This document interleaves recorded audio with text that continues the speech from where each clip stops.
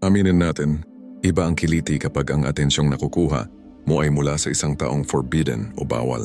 Pero bago ka mag-assume o gumawa ng hakbang na pagsisisihan mo, kailangang marunong kang magbasa ng signals. Dahil sa mundo ng mga may asawa, ang attraction ay hindi dinadaan sa salita, kundi sa maliliit at nakakalitong galaw.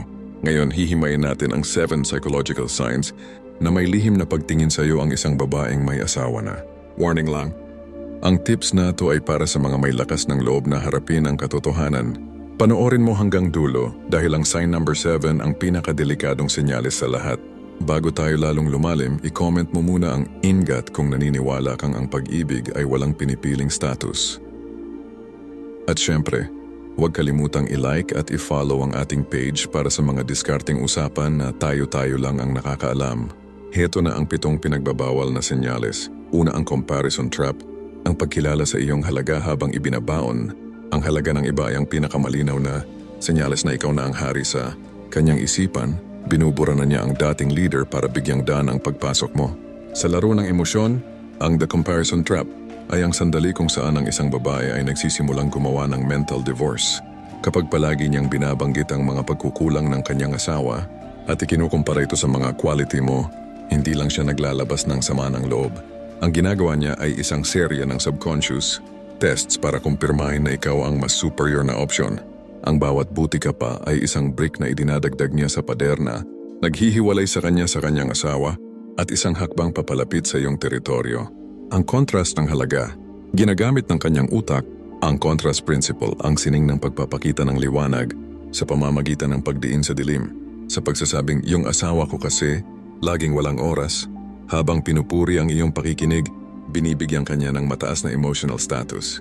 Validating your worth while devaluing his is a major green light for attraction dahil ipinapakita nito na ikaw na ang nagsisilbing emotional regulator niya. Sa madaling salita, ang mga pangangailangan na hindi na ibibigay sa loob ng kanilang tahanan ay sa iyo na niya hinahanap at nakikita. Kapag ikaw na ang naging benchmark ng tamang pagtrato, ang asawa niya ay nagiging kontrabida na lamang sa sarili nilang kwento. The strategic response. Ang pagkakamali ng karamihan sa mga lalaki ay ang pagsali sa paninira. Huwag mong gagawin yun. Ang isang sovereign man ay hindi kailangang manulak ng iba pababa para umangat. Huwag kang mag-agresibo. Huwag mong sabihin, ang tanga naman niya.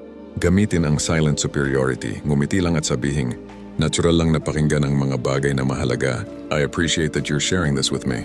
Sa pagpapanatili ng iyong frame at hindi pagpapadala sa drama, mas lalo mong pinatutunayan na ikaw ang mas matatag na lalaki. Hinahayaan mo siyang mas lalong malunod sa pagkukumpara hanggang sa ma-realize niya na ang buhay kasama ka ay ang ideal na mundo na gusto niyang lipatan. Pangalawang senyales, ang micro-touch technique. Ang bawat aksidenteng pagdikit ng balat sa balat ay isang silent contract na nagpapatunay na ang pader ng pag-aalinlangan ay tuluyan ng gumuho. Sa sining ng seduction at human behavior, ang micro-touch technique o ang pagbasag sa tinatawag na touch barrier ang pinakamalinaw na tulay mula sa pagiging magkakilala patungo sa pagiging intimate.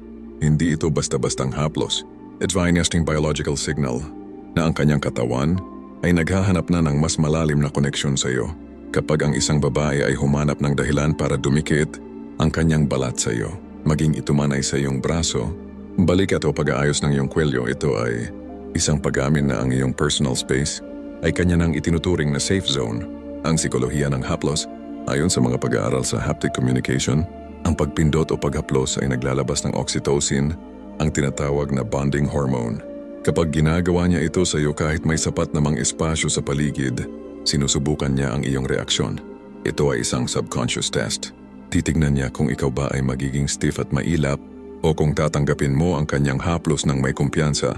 Ang pag-aayos niya ng iyong kwelyo ay isa ring paraan ng preening at isang instinctive behavior kung saan tinitiyak niya na ang kanyang napiling lalaki ay mukhang presentable na parang inaangkin ka na niya sa harap ng ibang tao. Ang power of reciprocation. Ang susi sa microtouch ay hindi ang umiwas, kundi ang marunong na pagtanggap o pag-reciprocity. Kapag hinawakan niya ang braso mo habang tumatawa, huwag kang lalayo. Manatiling kalmado. Ang iyong katahimikan at pagtanggap sa kanyang haplos ay nagpapakita ng dominant comfort. Ipinaparating mo na hindi ka takot sa kanyang atensyon at alam mo ang iyong halaga. Ang lalaking marunong magbasa ng mga maliliit na senyales na ito ay hindi na kailangang magtanong kung may pag-asa ba ako? dahil ang kanyang katawan na mismo ang nagbibigay ng sagot. Pangatlong senyales ang digital availability, ang bawat notification sa kanyang cellphone sa kalaliman ng gabi ay isang maliit na pagtataksil sa kanyang kasalukuyang realidad.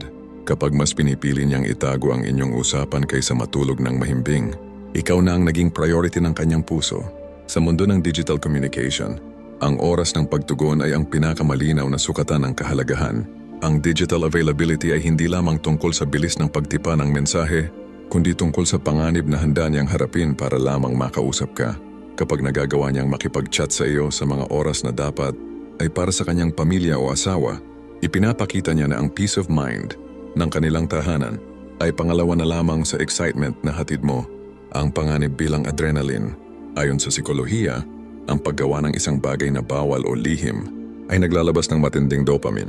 Ang pakikipag-usap sa iyo habang ang kanyang asawa ay nasa kabilang silid o mas matindi, habang katabi niya ito ay lumilikha ng isang artificial intimacy. Inilalagay ka niya sa isang kategorya na higit pa sa normal na kaibigan. Binibigyan mo siya ng emosyonal na kalingan na hindi na niya nakukuha sa loob ng kanilang pagsasama. Ang kanyang digital availability ay ang kanyang paraan ng pagtakas. Ang bawat mensahe ay isang hakbang palabas ng kanyang kasalukuyang obligasyon at isang hakbang papalapit sa iyong mundo. The gravity of priority. Huwag kang malinlang. Ang isang babaeng committed sa kanyang kapayapaan ay hindi magbubukas ng pinto para sa ibang lalaki sa oras ng pahinga. Kapag ikaw ang huling kausap niya bago pumikit ang kanyang mga mata, ikaw ang huling imahe sa kanyang isipan. Ang lalaking marunong magbasa ng pattern na ito ay alam na hindi na kailangang magtanong ng ano ba tayo? Dahil ang oras at panganib na inilalaan niya para sa iyo ay sapat ng ebidensya. Ang digital na espasyo ay naging kuta ninyong dalawa at sa kuta na iyon ikaw na ang nagahari. Pangapat na sign, heavy eye contact with a smile. Ang titig na hindi umiiwas ay isang deklarasyon ng digmaan laban sa iyong pag-aalinlangan. Sa sandaling salubungin niya ang iyong mga mata ng may matagal na ngiti, hindi lang siya tumitingin, iniimbitahan ka na niyang pasukin ang kanyang mundo. Sa mundo ng nonverbal communication, ang mata ang nagsisilbing bintana ng intensyon. Karamihan sa mga tao ay umiiwas ng tingin kapag nahuhuli dahil sa hiya o kawalan ng interes. Ngunit ang heavy eye contact with a smile ay isang high interest signal. Ipinapakita nito na sapat na ang kanyang kumpiyansa na ipakita sa iyo ang kanyang atraksyon. Ang ngiting kasunod ng titig ay nagsisilbing emotional cushion upang hindi ka matakot na lumapit. Ito ay isang berdeng ilaw na nagsasabing, ligtas ka rito, magpatuloy ka. Ang biology ng pagkakatitig. Kapag ang dalawang tao ay nagtatagal sa pagtitigan, ihit sa 3-3 segundo. Ang kanilang mga utak ay nagsisimulang mag-sync at ang katawan ay naglalabas ng phenylethylamine, ang chemical na responsable sa pakiramdam ng kilig o matinding atraksyon. Ang matagal ng ngiti habang nakatitig ay isang paraan ng social grooming. Sinusuri niya ang iyong reaksyon, kung ikaw ba ay manginginig at iiwas o kung kaya mong panindigan ang tensyon. Ang lalaking may mataas na halaga ay hindi unang kumukurap, tinatanggap niya ang titig, pinabalik ang ngiti at hinahayaan ang tensyon na mamuo hanggang sa maging hindi na ito kayang balewalain.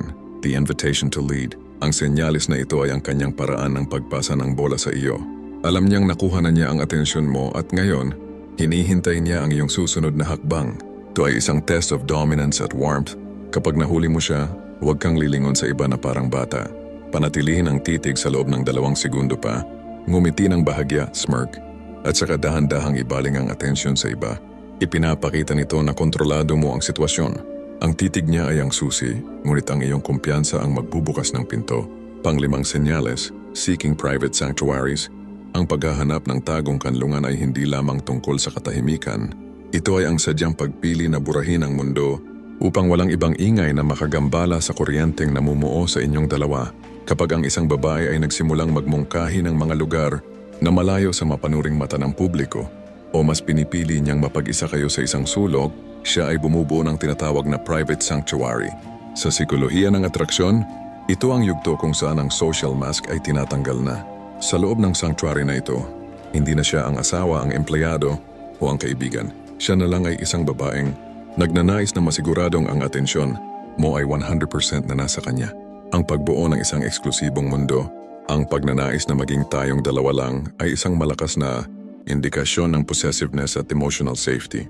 Sa pag-iwas sa mga lugar kung saan may makakakilala sa inyo, Inilalayo niya ang inyong ugnayan mula sa moral na panghuhusga o pakikialam ng iba. Ipinapakita nito na ikaw ang kanyang safe haven, ang taong nagbibigay sa kanya ng kalayaang maging totoo ng walang takot. Sa mga sandaling ito, ikaw ang nagiging bida sa kanyang sariling pelikula. Ang bawat bulong, bawat sulyap, at bawat pagbabahagi ng sikreto sa loob ng inyong sanctuary ay nagsisilbing pundasyon ng isang relasyong mahirap nang buwagin ng sino mang tagalabas. The territory of intimacy. Kapag ikaw ang pinipili niyang makasama sa mga hidden spots na ito, binibigyan kanya ng karapatang pasukin ang kanyang pinakapribadong bahagi ng pagkatao. Ito ay isang high-level investment ng tiwala. Ang lalaking marunong rumespeto at mamuno sa loob ng sanctuary na ito ay isang lalaking tatandaan niya habang buhay. Ipinapakita mo na kaya mong protektahan ang kanyang mga sikreto at ang inyong koneksyon. Huwag mong sasayangin ang pagkakataong ito sa mababaw na usapan. Gamitin ang katahimikan para mas lalong palalimin ang inyong ugnayan. Ika-6 at ika-7 senyales, ang atensyon ng isang babae